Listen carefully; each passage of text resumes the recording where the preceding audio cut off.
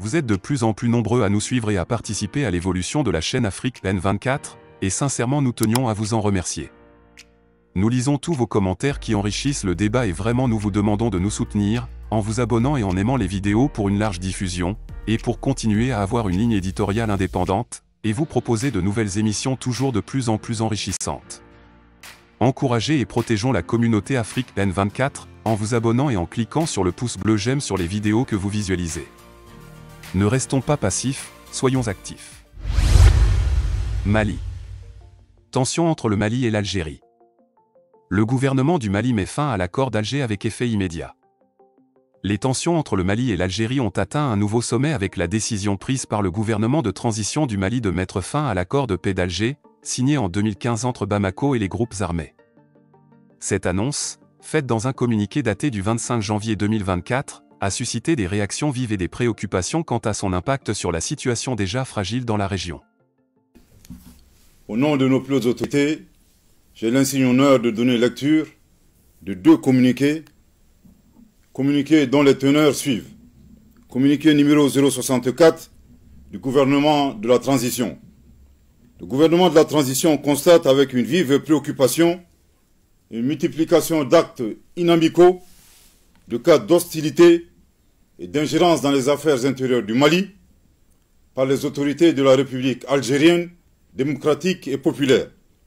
Toutes choses portant atteinte à la sécurité nationale et à la souveraineté du Mali. Au nombre de ces cas que nous condamnons figure, entre autres, 1. L'imposition d'un délai de transition aux autorités maliennes de manière unilatérale. 2. L'accueil sans concertation ou notification préalable et au plus haut sommet de l'État algérien de citoyens maliens subversifs et de citoyens maliens poursuivis par la justice malienne pour actes de terrorisme. 3. L'existence sur le territoire algérien de bureaux assurant la représentation de certains groupes signataires de l'accord pour la paix et la réconciliation issus du processus d'Alger, devenus aujourd'hui des acteurs terroristes. 4.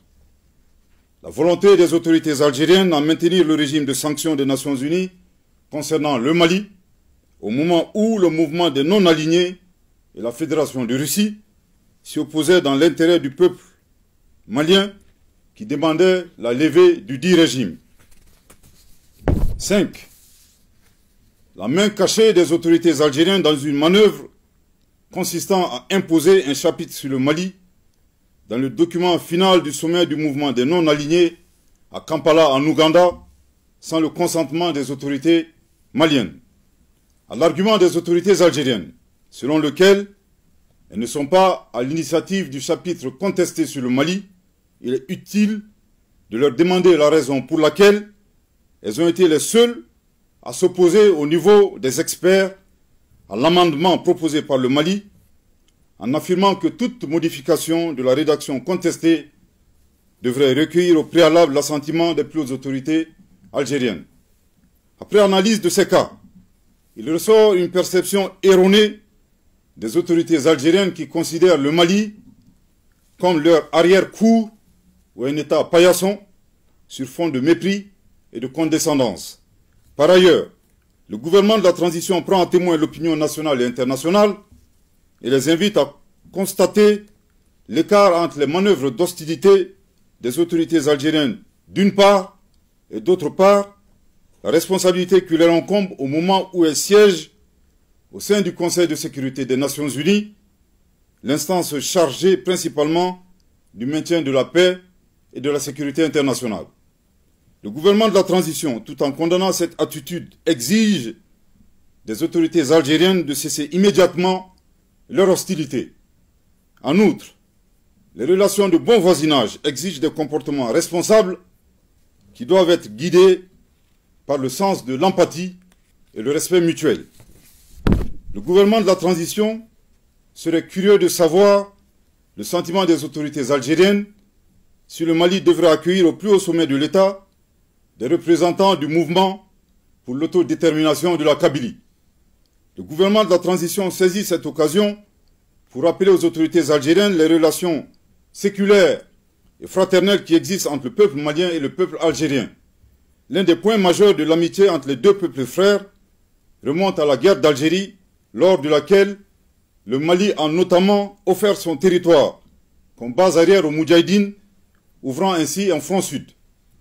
Participer aux affrontements armés contre le colonisateur français en déployant des combattants maliens aux côtés des Moudjahidines sur le territoire algérien pour défendre la liberté et la dignité des Algériens. Défendu la cause algérienne dans toutes les instances diplomatiques jusqu'au recouvrement de leur indépendance. Le Mali invite les autorités algériennes à se remémorer également leurs responsabilités dans la détérioration de la situation sécuritaire au Sahel.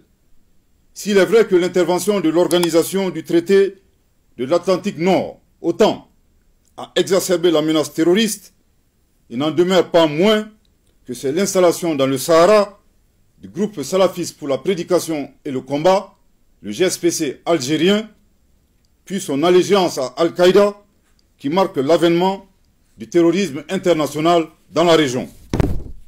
Le Mali réaffirme son attachement à la promotion des relations amicales et harmonieuses avec l'ensemble des États du monde, sous respect des principes guidant l'action publique au Mali, définis par son Excellence le colonel Assimi Goïta, président de la transition chef de l'État, à savoir le respect de la souveraineté du Mali, le respect des choix de partenariat et des choix stratégiques du Mali, et enfin la prise en compte des intérêts du peuple malien dans toutes les décisions.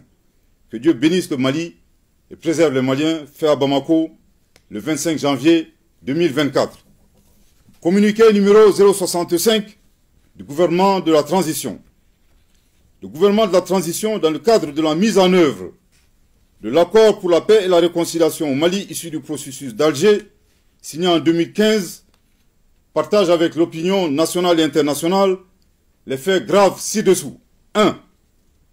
Le changement de posture de certains groupes signataires de l'accord pour la paix et la réconciliation au Mali, issu du processus d'Alger, devenus des acteurs terroristes et poursuivis par la justice malienne, après avoir commis et revendiqué des actes terroristes. 2. L'incapacité de la médiation internationale à assurer le respect des obligations incombant aux groupes armés signataires, malgré les plaintes formulées par le gouvernement de la transition à travers la lettre du ministre de la Réconciliation, de la Paix et de la Cohésion nationale, chargé de l'accord pour la paix et la réconciliation nationale, en date du 24 février 2023, adressé aux autorités de la République algérienne, démocratique et populaire, chef de file de la médiation internationale. 3. Les actes d'hostilité et d'instrumentalisation de l'accord de la part des autorités algériennes, dont le pays est le chef de file de la médiation internationale, tel que mentionné dans le communiqué numéro 064 du 25 janvier 2024 du gouvernement de la transition. Au regard de ces faits suffisamment graves, précités, le gouvernement de la transition constate l'inapplicabilité absolue de l'accord pour la paix et la réconciliation au Mali issu du processus d'Alger, signé en 2015, et par conséquent annonce sa fin avec effet immédiat. Je répète, au regard de ces faits suffisamment graves précités, le gouvernement de la transition constate l'inapplicabilité absolue de l'accord pour la paix et la réconciliation au Mali, issu du processus d'Alger, signé en 2015, et par conséquent annonce sa fin avec effet immédiat. Je répète pour une dernière fois. Au regard de ces faits suffisamment graves précités, le gouvernement de la transition constate l'inapplicabilité absolue de l'accord pour la paix et la réconciliation au Mali, issu du processus d'Alger, signé en 2015, et par conséquent annonce sa fin avec effet immédiat. Le gouvernement de la transition rassure de sa volonté à œuvrer pour le règlement pacifique de la crise malienne en tirant les enseignements des accords précédents et en consolidant leurs acquis. En outre, il invite tous les groupes signataires du caduc accord de paix, non impliqués dans le terrorisme, ainsi que les partenaires du Mali, à s'inscrire dans l'esprit du dialogue direct intermalien, ouvert à tous nos compatriotes, épris de paix et de justice, annoncé par son Excellence, le colonel Assimi Goïta, président de la transition, chef de l'État, le 31 décembre 2023. Le gouvernement de la transition saisit cette occasion pour appeler les Maliens à renforcer la cohésion nationale et à promouvoir le dialogue et la paix. Que Dieu bénisse le Mali et préserve les Maliens, fait à Bamako le 25 janvier 2024. Merci de votre très aimable attention. Monsieur le ministre, merci. Le Mali avance plusieurs motifs qui ont conduit à cette décision radicale.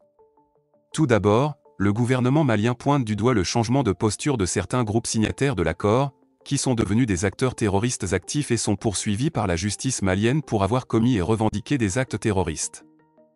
Cette évolution a sérieusement remis en question la validité et la crédibilité de l'accord initial. De plus, le gouvernement malien critique l'incapacité de la médiation internationale à garantir que les groupes armés signataires respectent leurs obligations en vertu de l'accord. Malgré les plaintes formulées par le gouvernement de la transition dans une lettre datée du 24 février 2023, les groupes armés n'ont pas respecté leurs engagements, ce qui a alimenté la frustration à Bamako. Enfin, le Mali accuse les autorités algériennes, en tant que chef de file de la médiation, d'actes d'hostilité et d'instrumentalisation de l'accord de paix.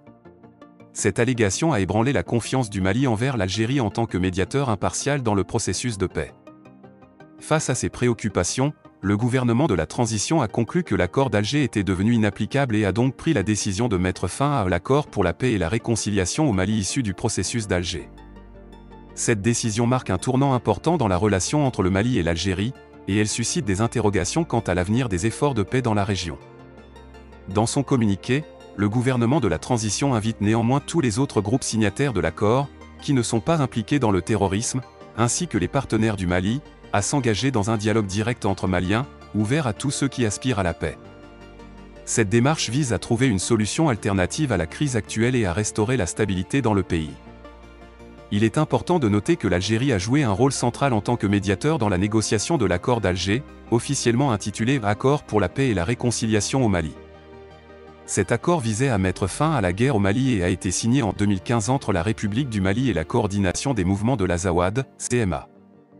En somme, la décision du Mali de mettre fin à l'accord d'Alger a des implications majeures pour la situation dans la région, et elle souligne les défis complexes auxquels sont confrontés les efforts de paix au Mali.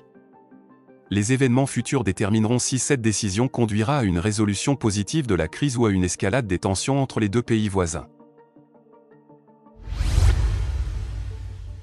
Likez la vidéo si ce n'est pas déjà fait. Laissez aussi votre point de vue en commentaire. Abonnez-vous et cliquez aussi sur la petite cloche de notification pour ne rien rater de nos prochaines vidéos. N'oubliez pas de partager aussi la vidéo et de la liker.